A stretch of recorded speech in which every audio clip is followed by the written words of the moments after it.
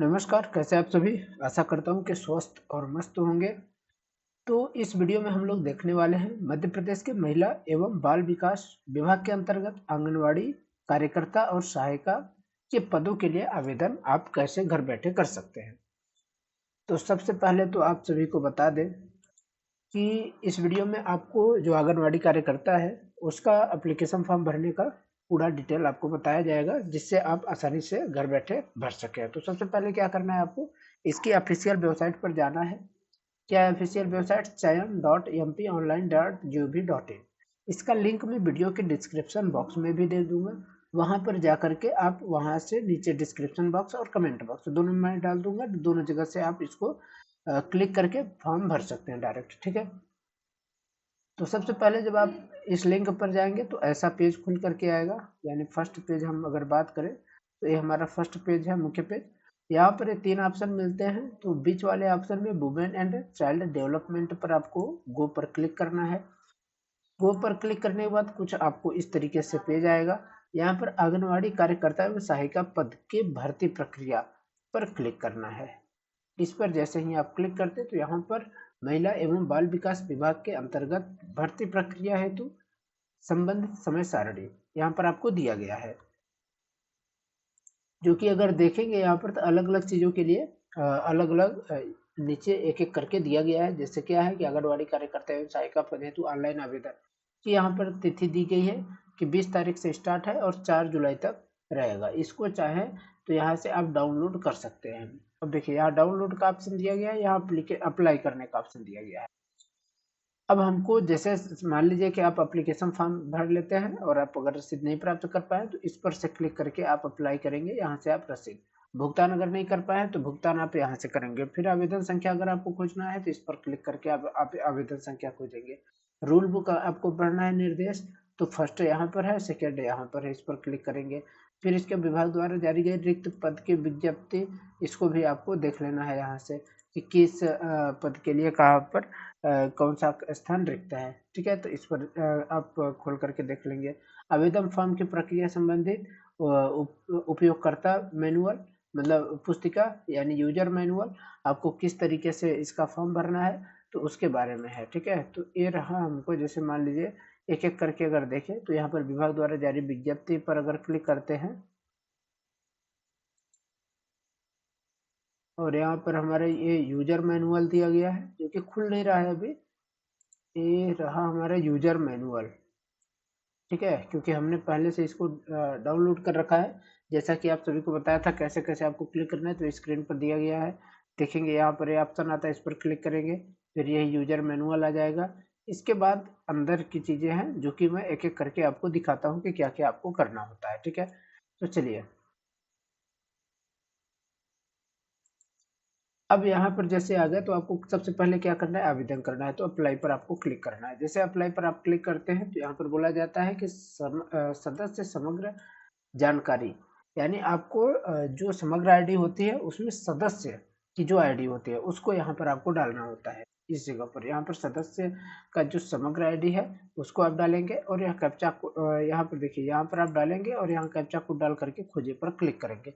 जो जो आपका डिटेल आएगा वही डिटेल आपका भरा रहेगा। ठीक है, अब चलिए दिखाते हैं कि आप आगे का प्रोसीजर कैसे कर सकते हैं।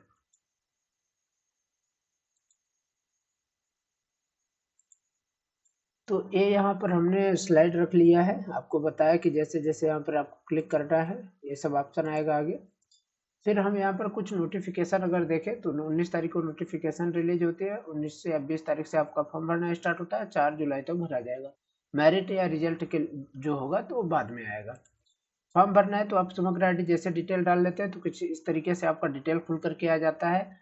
जैसे यहाँ पर समग्र जो सदस्य समग्र एवं आवेदिका की जानकारी यहाँ पर रहेगा आपका पूरा, जो आपका नाम है समग्र आईडी में और जन्म तिथि है, श्रेणी आपको तो सिलेक्ट करना पड़ेगा, वैवाहिक स्थिति भी सिलेक्ट करना पड़ेगा, संभाग आप सेलेक्ट करेंगे, जिला और हर चीज़ दिया गया है। लेकिन एक बार पहले देख लेते हैं कि इसमें आता क्या क्या है।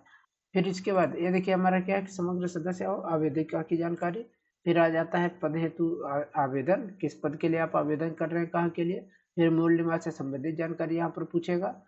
फिर इसके बाद क्या है कि पूर्ण पता मूल निवास से संबंधित जानकारी के अनुसार आपको भरना है। फिर शैक्षणिक योग्यता आपको भरना है, ठीक है। इसके बाद इस पर क्लिक करके जो कैप्चा कोड दिया गया है इसको आप भरेंगे और आगे बढ़ने पर क्लिक करेंगे। तो अब देखिए जैसे मैं भर लेता हूँ तो एक एक करके दिखाता हूँ। ये देखिए जैसे हमने भरा हुआ है यहाँ पर, तो ये डिटेल तो हमारा आ गया। यहाँ पर हमने सेलेक्ट कर लिया जो भी है।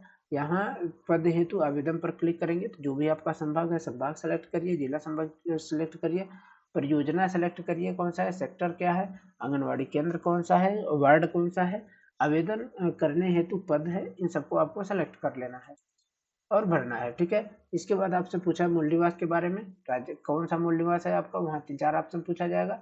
तो जो भी आपका मूल निवास हो, जैसे राजस्व विभाग से जारी निवास प्रमाण पत्र हमने लगाया, तो यहाँ पर आपको निवास प्रमाण पत्र का नंबर डाल देना है।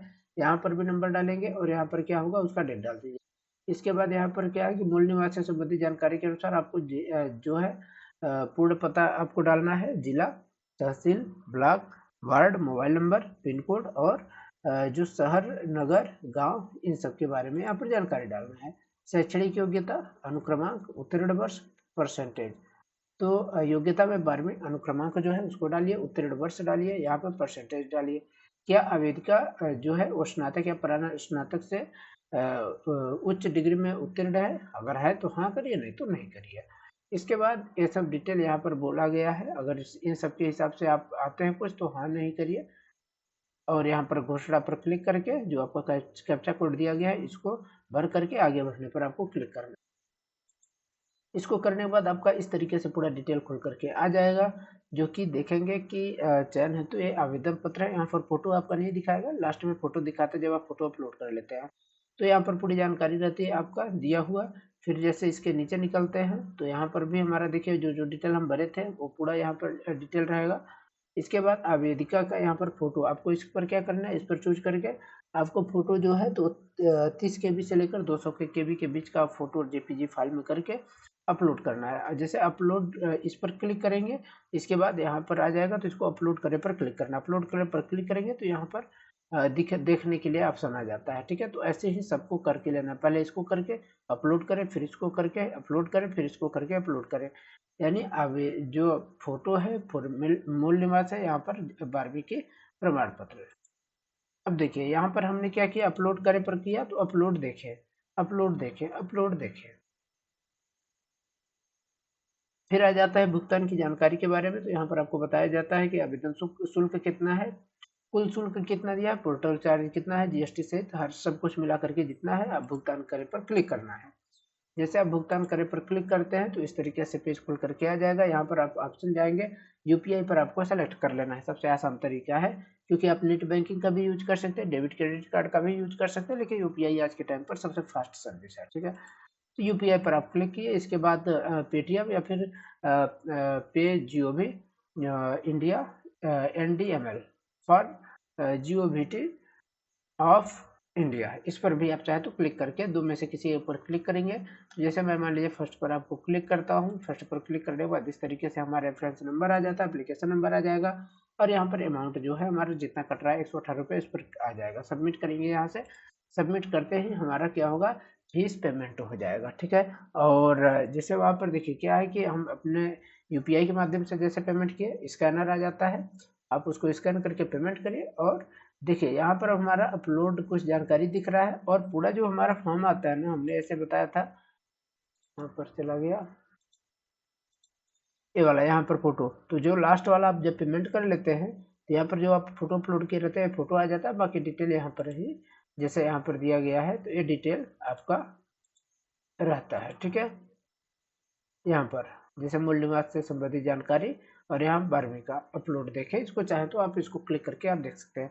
तो इस तरीके से आप अपना आसानी से घर बैठे फॉर्म भर सकते हैं और कहीं भी आपको जाने की ज़रूरत नहीं। अगर फिर भी आपको फॉर्म भरने में कोई दिक्कत होती है तो आप लोग कमेंट करके बताइएगा, तो आपको पूरी सहायता किया जाएगा। धन्यवाद।